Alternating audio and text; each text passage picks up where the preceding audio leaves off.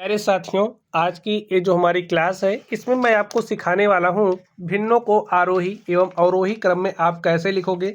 चलिए ध्यान से देखते हैं। देखिए, आरोही एवं अवरोही क्रम का मतलब आप लोग समझते होंगे। आरोही का मतलब होता है बढ़ता हुआ क्रम, अवरोही का मतलब होता है घटता हुआ क्रम। इसको आप भली बात समझते होंगे, आरोही एवं अवरोही क्रम। रही बात भिन्नों में, तो अगर आप लोग भिन्नों में ये पहचानना सीख जाओगे कि कौन सी भिन्न आपकी बड़ी है, कौन सी भिन्न आपकी छोटी है, तो आप लोग आरोही एवं अवरोही क्रम में आसानी से लिखना सीख जाओगे। तो चलिए, सबसे पहले हम ये सीखेंगे कि हम कैसे पहचानें कि जो हमारी भिन्नें हैं, कौन सी भिन्न बड़ी है, कौन सी भिन्न छोटी है। इसको कैसे पहचानोगे, चलिए इसको मैं आपको सिखाता हूँ। देखिए, 3 तरीके हैं पूरा। इसी 3 तरीके के क्वेश्चंस आपसे पूछे जा सकते हैं। इन 3 तरीकों पर हम चर्चा करेंगे। ठीक है, चलिए आप ध्यान से देखिए। एक स्थिति आपके पास ऐसी आएगी जो भी आपको भिन्नें दी गई होंगी। हो सकता है सभी भिन्नों के क्या हो, हर समान हो। ठीक है, सभी भिन्नों के क्या हो सकते हैं, हर समान हो। अगर सभी भिन्नों के हर समान हैं, जैसा कि आप लोग यहाँ पर देख सकते हैं। चलिए, यहाँ पर जो मेरा पहला क्वेश्चन है, इस तरीके से आपको देखने को मिल सकता है। हो सकता है कि सभी भिन्नों के हर समान हो।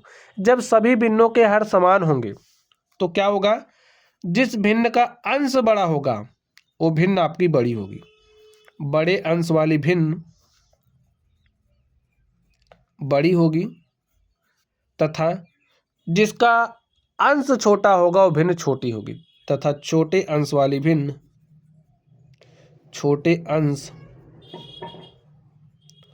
वाली भिन्न छोटी होगी। अब इतनी बात आप लोग समझ गए होंगे। ठीक है, अब यहाँ पर जो हमारे पास भिन्नें लिखी गई हैं, अब आप देख करके ही बता सकते हो कौन सी भिन्न सबसे बड़ी है और कौन सी भिन्न सबसे छोटी है। जब आप बड़ी छोटी बताना सीख जा गए हो तो आप लोग इसे आरोही क्रम में लिखना हो चाहे अवरोही क्रम में हो, लिख ले जाओगे ना। तो चलिए, हमें इसे आरोही क्रम में लिखना है तो इसे हम आरोही क्रम में सजा देते हैं। तो आप लोग ध्यान से देखिए, इसे आरोही क्रम में आप कैसे लिखोगे। जो कॉन्सेप्ट मैंने बताया उसी का यहाँ पर आपको इस्तेमाल करना है। देखिए, सबके हर क्या है, एक समान है। जब हर एक समान होंगे तो जिसका अंश बड़ा होगा वो सबसे बड़ी हो जाएगी, जिसका अंश छोटा होगा सबसे छोटी हो जाएगी। हमें आरोही क्रम में लिखना है। तो आरोही क्रम का मतलब होता है बढ़ता हुआ क्रम। सबसे पहले हम सबसे छोटी भिन्न लिखेंगे, तो सबसे छोटी देखिए क्या है, 2/3 है। क्योंकि अंश देखिए सबसे छोटा 2 है, तो ये भिन्न आपकी 2/3 सबसे छोटी है। ठीक है, 2/3 से बड़ी 4/3, और 4/3 से बड़ी देखिए कौन सी है, 7/3, और आपकी सबसे बड़ी कौन सी है, 8/3। देखिए, आराम से लिख लिया ना आपने। चलिए, अब हम लोग अपने अगले कॉन्सेप्ट की तरफ चलते हैं और देखते हैं हमारा अगला कॉन्सेप्ट क्या है। ध्यान से देखना है आपको। अब ऐसा भी हो सकता है जो भी भिन्नें आपको दी गई हैं उनके अंश समान हों। क्या समान हो, अंश समान हो। अब स्टूडेंट्स, जब अंश समान होंगे तो आपकी वह भिन्न बड़ी होगी जिसका हर छोटा होगा। लिख दीजिए, छोटे हर वाली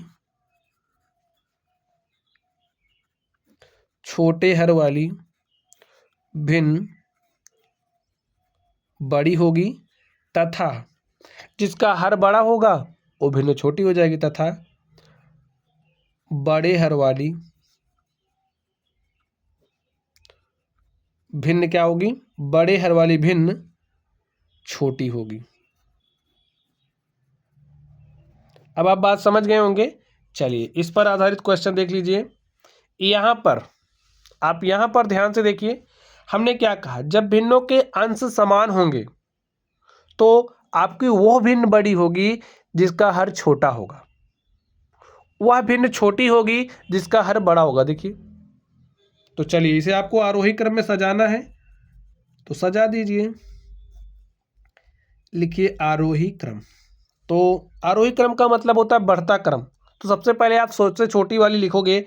अब इसमें आपको देख के बताना है सबसे छोटी कौन सी है। जिसका हर सबसे बड़ा होगा वो भिन्न आपकी सबसे छोटी हो जाएगी। ये हर देखिए सबसे बड़ा है, तो 7/5 आपकी क्या है, सबसे छोटी है। इससे बड़ी 7/4, 7/4 से बड़ी 7/2, और सबसे बड़ी 7/1 अर्थात 7। तो आरोही क्रम में हमने लिख दिया। अब स्टूडेंट तीसरी स्थिति देखिए आपके सामने कैसी आ सकती है। देखिए बड़ा छोटा पहचानना सीख गए हो तो चाहे आरोही क्रम में लिखने को बोले चाहे अवरोही क्रम में आप लिख ले जाओगे। ठीक है, चलिए अब आप अगला कॉन्सेप्ट ध्यान से समझिए। ऐसा भी हो सकता है ना तो हर समान हो ना तो अंश समान हो, ना हर समान होगा ना तो अंश समान होगा। तो इस स्थिति में आप भिन्नों में छोटा बड़ा कैसे पहचानोगे? क्योंकि जब तक आप छोटा बड़ा नहीं पहचानोगे तब तक आप उसे आरोही या अवरोही क्रम में लिखोगे कैसे? तो ध्यान से देखिए, इस स्थिति में हम लोग भिन्नों में भाग देकर के दशमलव में चेंज करेंगे। जैसे इस हर से अंश में भाग देकर के इसको आप दशमलव में चेंज कर लीजिए। चलिए करते हैं। जैसे 4 है, 4 से 9 में भाग दीजिए तो कितनी बार गया? 4 दूनी 8, 1 9, दशमलव लगाया 10 हो गया। 4 दूनी 8, 2 10, 4 पंचे 20। देखिए दशमलव में चेंज हो गया। इसको चेंज करते हैं। 5 1 5, 3 8, दशमलव लगाया 30 हो गया। 5 6 30, 2 से इसमें भाग दिया, 2 3 6, 1 7, दशमलव लगाया 10 हो गया। 2 पंचे 10। अब 7 से इसमें भाग दिया, गया नहीं, 0 बार गया। अब हो गया 30, 7 चौके 28, 2 30, 7 दूनी 14, 6 20, 60 हो गया। 7 8 56। देखिए हमने चेंज कर लिया दशमलव। अब इसकी मदद से आप आसानी से देख करके बता सकते हो कि आपकी कौन सी भिन्न बड़ी है या फिर कौन सी छोटी है। जब बड़ी छोटी पहचानना आप सीख गए तो उसे चाहे आरोही में लिखना हो या अवरोही में आप आराम से लिख ले जाओगे। तो इसे हमें देखिए अवरोही में लिखना है, तो चलिए हम इसे अवरोही क्रम में लिख देते हैं। अब अवरोही का मतलब होता है घटता हुआ क्रम। सबसे पहले आप सबसे बड़ी वाली लिखोगे, तो सबसे बड़ी वाली देखिए कौन सी है? हमें 3.5 सबसे बड़ा दिख रहा है, यही सबसे बड़ा है। और एक किसके लिए आया? 7/2 के लिए। तो यहाँ पर आप 7/2 के लिए लिख दो, सबसे बड़ा है। अब इससे छोटा देखिए ए वाला है आपका 9/4, यहाँ 9/4 लिखा। इसके बाद देखिए आपका कौन सा है? 1.6, ठीक है, 8/5 है।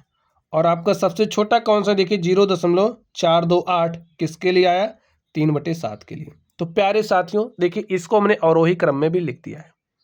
अगर इसे आपसे बोलता आरोही क्रम में लिखने के लिए तो आप कैसे लिखते इस बात को भी समझ लो। देखिए बड़ा छोटा पहचानना सीख गए हो, आरोही में बोले या अवरोही में आप आसानी से लिख जाओगे। अब जैसे आरोही में बोलता लिखने के लिए क्या करते? सबसे पहले सबसे छोटी वाली लिखते। सबसे छोटी वाली देखिए कौन सी है? ए वाली है, 3/7 लिखते हैं हम। फिर इससे बड़ी कौन सी है?